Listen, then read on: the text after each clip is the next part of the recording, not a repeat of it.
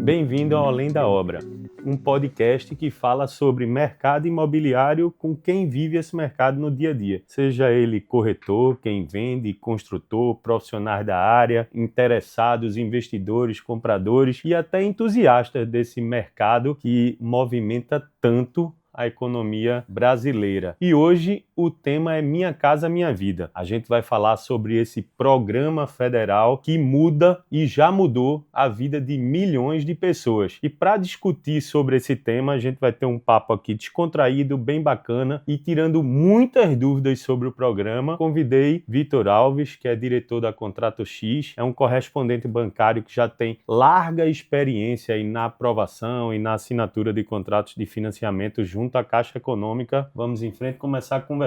Vamos lá, Vitor? Vamos embora, Roberto. Mas eu quero começar falando um pouquinho da história do programa Minha Casa Minha Vida. Independente de governo, entra, sai governo, é um programa que mudou de nome já foi Minha Casa Minha Vida 1, 2, 3, Casa Verde e Amarela, mas no final das contas o objetivo é um só: estimular a contratação de crédito bancário, de financiamento imobiliário a taxas subsidiadas. Também tem um incremento de um pagamento de parte do valor do imóvel chamado de subsídio, que é feito pelo governo federal, e com isso você coloca um número enorme de famílias na condição de potenciais compradores de imóveis, coisa que não era possível antes do programa. Então o programa surgiu em março de 2009, ali começaram as primeiras contratações. Antes os correspondentes, que são os agentes contratados pela Caixa, eles não eram automatizados. Hoje em dia o correspondente utiliza um sistema da Caixa, não é isso, Vitor? Isso. Insere todas as informações, repassa as documentações para uma área de conformidade, Vitor vai explicar um pouquinho mais, e consegue avaliar e aprovar um crédito com muita rapidez. Hoje você faz isso com quanto tempo aqui? No máximo em meia hora, né? No máximo em meia hora tu já consegue aprovar alguém. Aprovar. E aí a gente vai falar do que é permitido de documentação, do que é necessário, do que facilita a contratação do crédito, do que inviabiliza a contratação do crédito. Falado aí o que é o programa, a importância dele, a gente começa a tirar as primeiras dúvidas aqui. A primeira, que é bem simples, é: quem pode aderir ao programa Minha Casa Minha Vida? Quem pode aderir hoje ao programa Minha Casa Minha Vida são pessoas que têm renda a partir de R$ 1.518, Um salário mínimo. salário mínimo, que não possui imóvel no seu nome e não tem financiamento ativo. O cliente pode ter um imóvel no seu nome, portanto, que não seja na mesma região que ele esteja querendo comprar outro. Minha Casa Minha Vida, de novo. O que é que eu preciso para poder aderir ao programa? Tem uma renda acima do salário mínimo, Até que valor? até R$ 12 mil. Hoje o teto é 12 mil.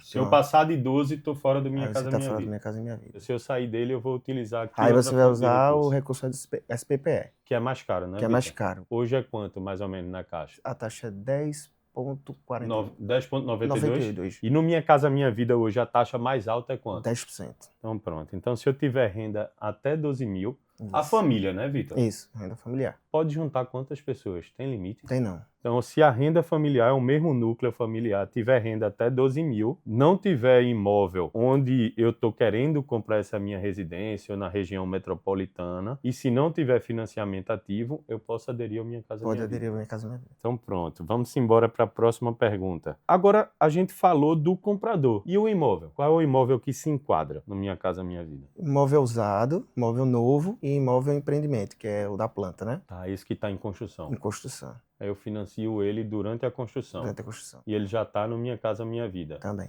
Ele precisa ser até que valor? 500 mil. Um imóvel de até 500 mil, para renda de até 12 mil, eu consigo comprar dentro do Minha Casa Minha Vida. Vitor, responde pra gente aí. Vamos falar de taxa de juros dentro do Minha Casa Minha Vida. Faixa 1, renda de 1.000, se eu tiver errado, você vai me corrigindo, de 1.518 até 2.850. Então vamos lá, na faixa 1 a taxa de juros vai de quanto até quanto? Com o redutor, quando você recolhe mais de 36 meses de carteira assinada, começa em 4% e ele termina em 4,25%. Certo? Então, no máximo aí na faixa 1, eu vou de 4,5 até 4,75 se eu não tiver o redutor. Se não tiver Se eu retorno. tiver o redutor, eu diminuo esse 0,5. Exatamente. Eu comprovo esse redutor como? Mostrando que você teve vínculo com alguma empresa, pode ser várias empresas, a gente soma. A entrada, a saída, somou 36 meses, você tem direito. Voltando para a taxa de juros, faixa 1, taxa de juros 4 a 4,25, e sem o redutor 4,5 a 4,75. 75. Passei da faixa 1, Certo. comecei a faixa 2. Aí a faixa 2, você vai de 2.851 centavos até 4.700. E aí a taxa de juros já muda. Já muda. Vai Aí pra a quanto? taxa de juros vai para 4,75 com redutor. Se não tiver o redutor,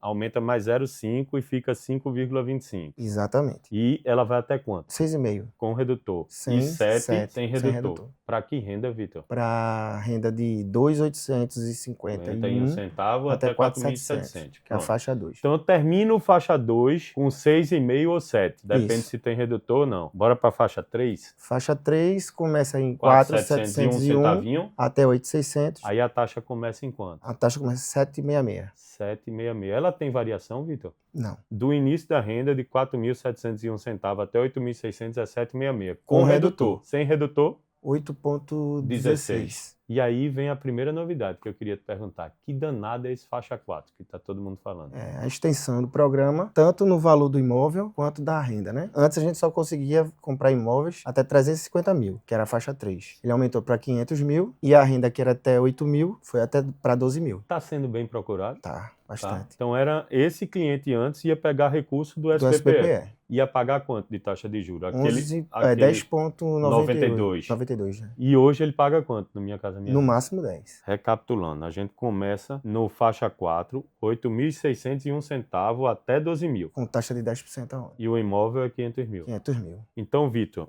a gente tem taxa no Minha Casa Minha Vida que vai de 4% até 10%. 10%. Ou de 4,5% até 10%. E varia de acordo com a renda. Exato. Faixa 1, 2, E três. 3 e 4, Quatro. né? E eu tô vendo que você tá com os papeizinhos aí, eu imagino que seja alguma simulação para a gente ter um caso prático, né? Exatamente. Eu queria, Vitor, que a gente falasse agora para o corretor que está assistindo a gente e que quer conduzir da melhor maneira possível a negociação com o cliente dele. Eu me lembro de ter passado um desafio, né? Que era para a gente conversar sobre uma família com renda de 4.600. 4.600, que está em que faixa aí? Faixa 2. Faixa 2, que vai até 4.700. Então, uma família com renda de 4.600 procurou um imóvel e achou um imóvel de 65 mil. 265 mil, ou seja, já é valor de faixa 3. E agora, corretor, qual é o caminho que a gente vai usar? Ó, no primeiro exemplo aqui, eu coloquei a renda dele de 4.600, sendo cotista. Cotista, que você diz, é aquele que tem os mais de 36 meses de depósito de FGTS, né? Exatamente. Isso que você falou? Ou de carteira Ou de assinada. carteira assinada. O valor de venda de imóvel é 265. Aí você está avaliando ele aqui em 255. Quadrando ele Para 255. enquadrar ele no faixa 2. A taxa de juros dele, de 6,5. Se ele não tivesse os 36 meses de FGTS, ia ser 7. 7. A parcela dele aqui, ó, ficou 1.325,35, mas ele conseguiu financiar os 80%. O máximo, Vitor, no Minha Casa Minha Vida, 80%. 80%. E a prestação no Minha Casa Minha Vida é até 30% da renda. price, ou seja, Ou saque. saque. Price é aquela que a parcela é mais ou menos linear, né? É, E exatamente. saque É a decrescente. é decrescente. Então, no Minha Casa Minha Vida, 80%. Se for no SBPE, Aí a gente tem 90% na SAC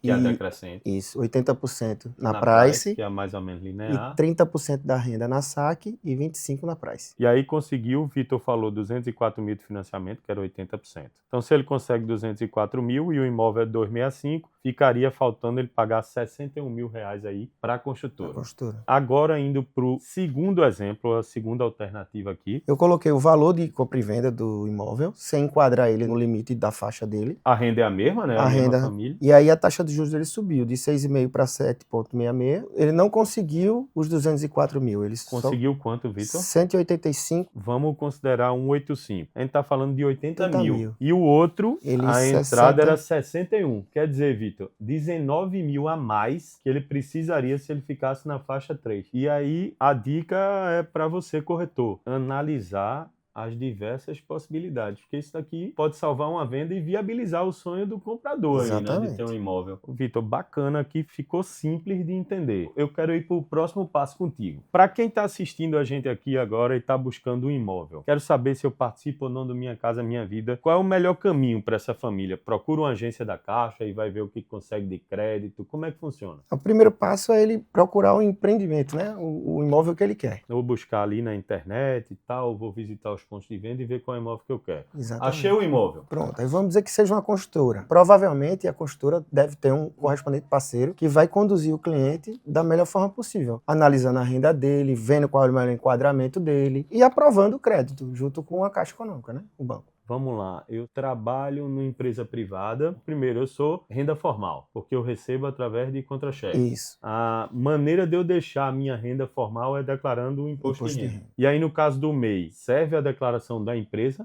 Não, a declaração da empresa não. Ele vai declarar no imposto de renda pessoa física a empresa que ele tem. Ele pode declarar lá através de isentos não tributáveis, dizendo que... Isento não tributável é aquele rendimento do sócio, né? Isso, que ele recebeu daquela empresa X, né? Isso no caso do MEI, né, Vitor? No caso do MEI. E se eu for autônomo mesmo, Vitor, eu declaro lá no meu imposto de renda como? Não assalariados. Então, isento e não tributável é se eu tiver empresa. A empresa. No caso de eu ser autônomo e não tenho empresa, eu vou lá E não assalariados. Então, eu sou informal, declarei imposto de renda, essa vai ser minha comprovação. Exatamente. Eu preciso apresentar alguma coisa mais, Vitor? É uma dúvida que muita gente pergunta aqui. Por que eu apresentei um imposto e o corretor, o correspondente, me pediu os extratos? Porque você precisa mostrar ao banco que o que você declarou condiz com a sua movimentação. Tá certo. Deixa eu te perguntar uma coisa agora. Vamos falar sobre os termos técnicos e umas siglas que aparecem a todo momento por aí. Eu queria que tu explicasse Bacen,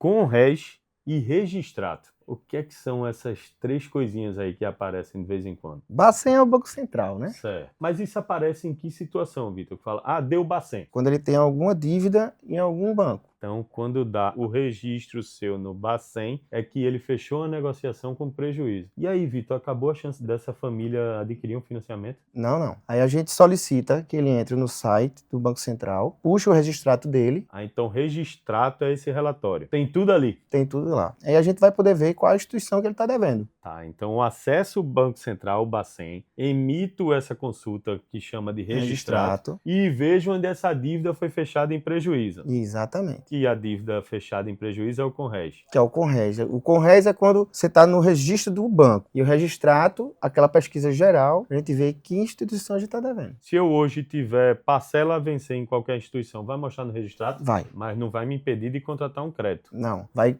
condicionar a sua parcela, provavelmente. Se eu não tiver capacidade para pagar. Financeira. Entendi. Então, quando diz assim, não aprovou 30, aprovou 20 porque ele tem endividamento. Aí muita gente confunde o endividamento com a restrição financeira, e não é. Que não é. O endividamento é o quê, Vitor? Você tem uma parcela lá de cartão de crédito de R$1.000, e se a gente fosse aprovar a sua renda, você tivesse uma renda de 3.000. Eu poderia financiar a parcela de até R$900, é isso? Exatamente. Só você que já eu tenho tem 1.000 para pagar do cartão. Aí provavelmente você vai reprovar por motivo de comprometimento financeiro. O banco está olhando que o que eu disponibilizaria para comprar um imóvel, eu já estou comprometendo boa parte da minha renda e que provavelmente eu não vou conseguir arcar com aquela parcela, é isso? Exatamente. Vitor, agora que a gente já falou até das siglas mais complexas aí, que botava medo em meio mundo de gente, mas agora acho que todo mundo ficou esclarecido, tranquilo e seguro. Eu quero te perguntar o seguinte, se tu pudesse me dizer assim, 2 erros que uma família pode cometer que queira comprar um imóvel no Minha Casa Minha Vida. Cliente que tem a renda informal e não declara o imposto de renda, né? Primeiro erro, não declarar imposto de renda se você tem renda informal. Exatamente. Segundo erro. Segundo erro, Roberto, é confundir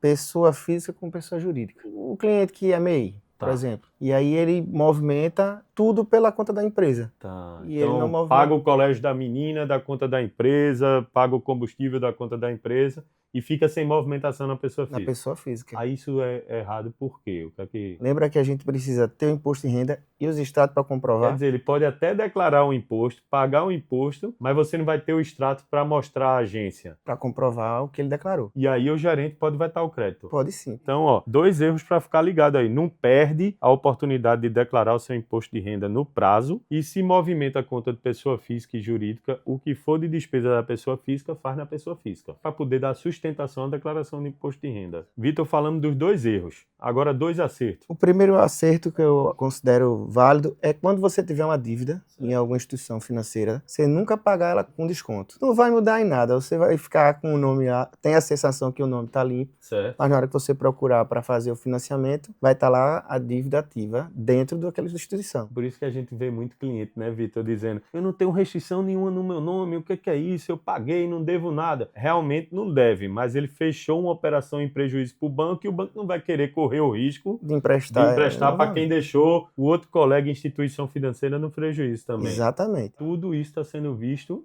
pelo Bacen, Banco Exatamente. Central. E a segunda é a declaração de imposto de renda, né? Tá, essa é importante, né? Não perder o prazo. Ela é errado num canto e se você fizer ela no prazo, ela é o maior acerto. O maior acerto. Movimentar a conta direitinho e declarar sempre no prazo, porque a gente tenha essa declaração firme que ela prova bem. Vamos falar agora de algumas palavras também que são muito ouvidas para quem busca um imóvel na planta e quem vai contratar um financiamento. Seja ele no SBPE ou no Minha Casa Minha Vida, mas o financiamento na planta, aquele que a gente contrata enquanto o imóvel está sendo construído. E aí a gente escuta muito o que é a fase de amortização e o que é a fase de evolução ou juros de obra. Vitor, eu ia te perguntar, mas depois desse bate-papo da gente aqui, eu até ensaio dar uma explicação. E eu vou querer que você me avalie aqui para ver se está certo ou não. Começar falando o que eu entendo de evolução de obra. O que é evolução de obra? É a parcela que eu vou pagar de juros sobre o valor do meu financiamento lá que está sendo liberado para a construtora. Exatamente. Como é que funciona? Porque o banco financia a construtora e o cliente ao mesmo tempo, na modalidade de financiamento na planta. Perfeito ou não? Perfeito. Já a parcela de amortização, pelo que eu entendo, é quando o imóvel ele já foi entregue pela construtora e eu começo a pagar aquela parcela que vai diminuindo o meu saldo devedor. Suponha que eu dividi em 200 parcelas. Então, esses 200 mil, a parcela de amortização seria 200 mil dividido por 200, que dá 1.000. Só que a minha parcela não vai ser 1.000 porque tem juros, seguro e taxa de administração. Então, a amortização é essa parcela que vai diminuindo o meu saldo devedor e que eu começo a pagar depois que eu recebo o imóvel. Nota 10? Nota 10. Perfeito, então. Bacana. E quando é a amortização, eu posso antecipar as parcelas e ele tira os juros e vai abatendo o meu saldo devedor. Tanto com recurso próprio como com FGTS. Eu quero agora fazer uma provocaçãozinha no final e eu queria que você dissesse para mim se é mito ou se é verdade. Evolução de obra só vai até 80% do valor da parcela do financiamento. Mito ou verdade? Mito. Não tem isso, né, Vitor? Não tem isso, não. Ela pode, inclusive, passar um pouco da parcela do financiamento. Pode chegar no valor, passar. Fora os juros, tem a TR, que hoje está pertinho de 2%. Por aí. Que está corrigindo o saldo devedor. Mas continua valendo muito a pena o financiamento na planta, né, Vitor? Muito a pena. A melhor modalidade que tem, sombra de dúvida. Sem sombra de dúvida. Então esse daí é mito. É mito. Vamos para outro. Cliente com restrição no SPC não consegue financiar, não consegue ser aprovado. É mito também. Dependendo da restrição, a gente consegue pedir uma autorização à agência e aí seguir com o processo. É mesmo, Vitor? Isso. E ele consegue assinar um financiamento? Consegue. Mas é mito. Mas é mito. A gente consegue, sim. Terceiro, quem tem imóvel não pode aderir ao Minha Casa Minha Vida. Mito ou verdade? Outro mito. Se o cliente não tiver um financiamento ativo, ele consegue entrar no financiamento do Minha Casa Minha Vida, tá? Tá. Mesmo estando com o imóvel no nome dele. E se for de outra região, diferente da que ele está querendo comprar, ele consegue, comprovando que mora ou trabalha naquela região. Então vamos lá. Se eu quero comprar um imóvel aqui em Recife e tenho um imóvel em Camaragibe, eu não posso, Minha Casa Minha Vida. Mas se eu tenho um imóvel em João Pessoa, quitado, e venho para cá, pode. Então mito também. Mito também. Coisa boa. Então, Vitor, eu gostei muito desse bate-papo. Para mim foi bastante enriquecedor. Eu tenho certeza que para quem viu também. Mas aí eu te pergunto, se fosse para dar uma dica para quem quer buscar a compra de um imóvel e aprovar o financiamento com a capacidade máxima, qual era a orientação que você passaria aí? A orientação é você procurar um corretor de sua confiança. Procura uma empresa ou uma construtora, ou o seu imóvel, na verdade. E segue as dicas aqui desse bate-papo, que vai dar tudo certo. Aí o que ele falou. Então, é procurar um corretor de confiança para te ajudar a encontrar o imóvel que você deseja e assistir ao vídeo que a gente acabou de fazer aqui, esse bate-papo. Exatamente. Tem todas as dicas para aprovar tudo organizadinho, né, Vitor? Exatamente. Vitor, brigadão. Tenho certeza que esse tempo que você passou aqui com a gente, tem um bocado de carta de crédito já esperando você para avaliar e aprovar. Simbora? Simbora, obrigado. Simbora, valeu.